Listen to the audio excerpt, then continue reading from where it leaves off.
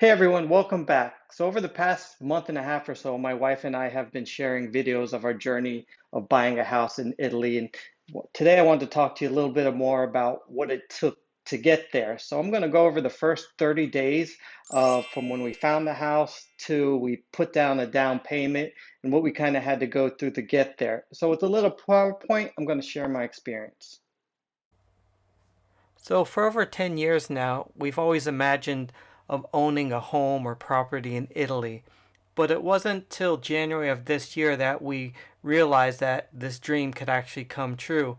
As I get closer to retirement, I realized we need to start doing something now. So we started looking around the web and talking to people and finding out what's the best way, the best place to buy a house in Italy. And this is what we did. So let's start with day one when we found the house and picked the house. It was February 26, 2021, and that was when we went to a website called gateaway.com. If you watch an earlier video, you'll see some more detail about that website.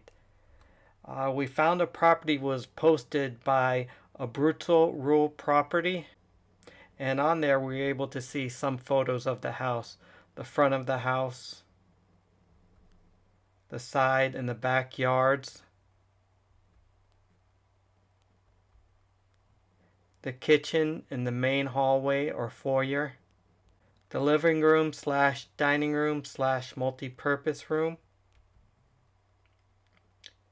one bedroom, the second bedroom, the bathroom, and the storage area.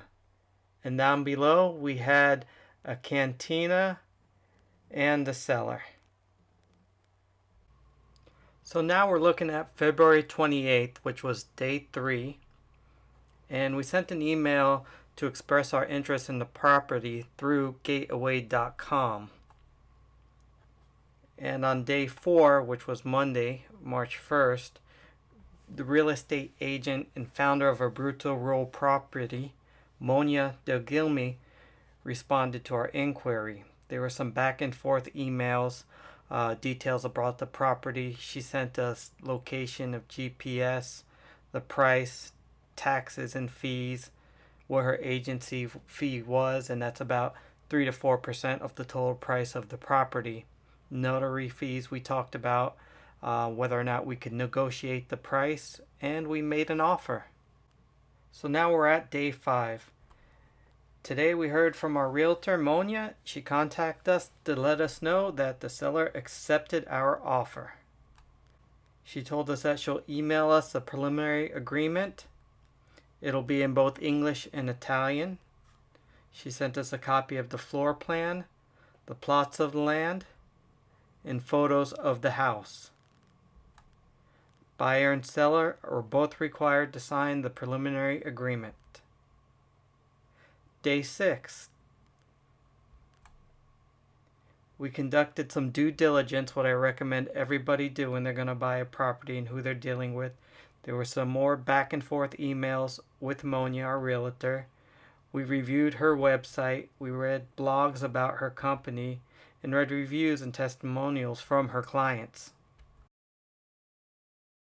We also found out from Monia that we needed a notary in Italy, or a notaio. They function more like a lawyer does in the United States, not so much like a notary does in the United States. They have a lot more responsibilities and have to have a law degree. Monia sent us information on a notary that she usually works with, Guido Lo Iacano, that was able to assist us with the purchase. She provided him with 5 documents that included ownership titles of the house, floor plan of the house, cadastral document, which is the land boundary surveys, an energy certificate, and building permits if the house was built after September 1967. These were documents he needed to get the process started. We also learned that we needed to obtain a codice fiscale. What that is, it's an Italian tax code, similar to a social security number. You need that for pretty much everything you do in Italy, especially involving business. Monia was able to help us take care of that with copies of our passports. Additionally, Monia explained how property is taxed in Italy. If you're using it as a primary resident, it's approximately 2% of tax that you pay on the value of your property. And if you're using it as a vacation home, the tax is approximately 9%. And that's kind of what we're doing right now because we can't live there permanently. And it is fair. It does seem like a little bit more, but we think it's fair because we're not there all the time to contribute to the economy. So that 9% is fair to us. And we also inquired about arranging a live virtual walkthrough. We had heard about this online and we were wondering if we would be able to have that done. So now it's day 7. Our realtor Monia arranged a live virtual walkthrough of the place for us. She explained that it's 50 euros and it would be refunded if we did purchase the house. We received PayPal information to pay for the virtual walkthrough, and it would be conducted on WhatsApp on March 8th. Then, to our surprise, just after the seller verbally accepted our offer, another real estate agent posted a video tour of the property online. In Italy, multiple agents can sell a property. Our real estate agent had no way of knowing if any other offers were being made. This made us a bit anxious, so we requested that the signing of the preliminary agreement be expedited. So now we're on the 8th day, and things are moving forward. We ended up canceling the virtual walkthrough because we had seen one online already. Monia requested copies of our passports and our address of residency in the U.S. She also informed us that the preliminary contract was being drafted. So now we're on day 9. We received the preliminary agreement draft both in English and Italian by email. It had a deadline of June 15th to close on the property, but we preferred to close earlier. So we spoke to Monia using WhatsApp. She was concerned about having enough time for us to get everything notarized, apostilled, which is verification of the notary that's done in the state capital, and physically mail everything to Italy on time. After some thought, though, she believed it was possible. So she changed the deadline for us to do it a month earlier on May 15th to close on the property. She asked if we wanted to add a clause in the contract about removing or keeping the furniture. We requested the furniture be left behind. We thought it would be easier for the owner because he didn't live in Italy anymore. So she revised the draft and sent us a final preliminary agreement. And we also received that through email, and it stated that the final deed of sale will be stipulated within the 15th of May 2021. The proponents will buy the house with the furniture included in the price with the exception of some personal items. Also, 13.33% deposit was required within 2 days of the signing. It didn't actually say 13.33%, but I did the math and that's what it worked out to.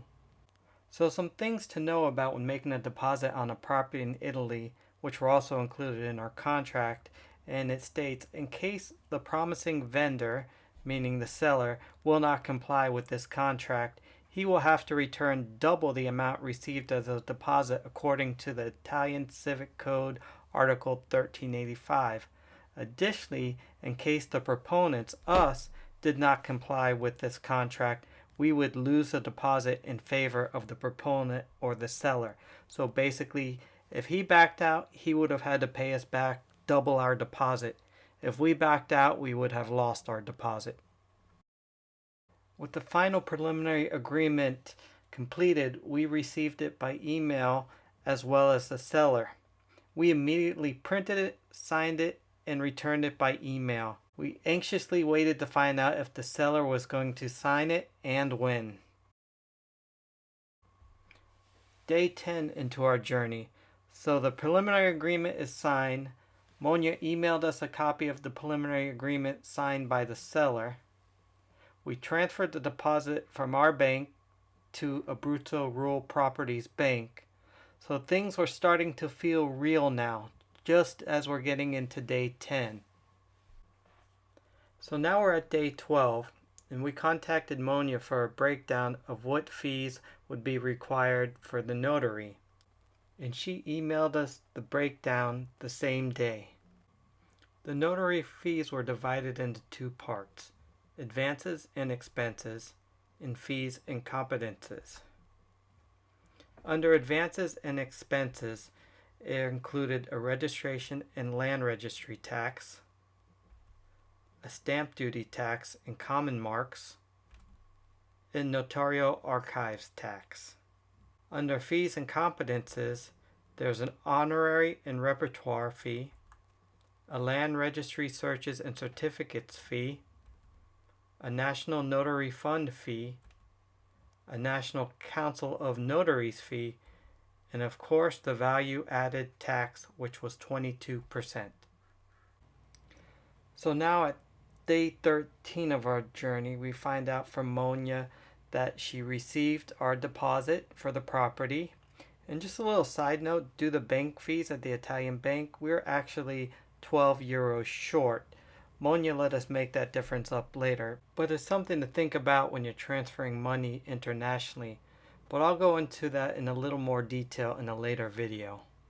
So as day 16 rolled around, we were watching the news and we got a COVID-19 update. We saw in the news that Italy was on lockdown because of the new English variant. We didn't know if this would have any effect on our closing date. Now we're at day 19 and we need to send the preliminary agreement with original signatures. Monia informed us that this was needed to register the preliminary agreement with the government. So we printed and signed 2 copies and rushed them off to FedEx.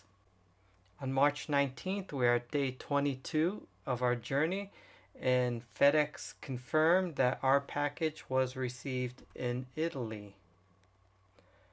On day 26, Monia confirmed that she received the original signed preliminary agreement with the original signatures, not just from us, but from the seller as well.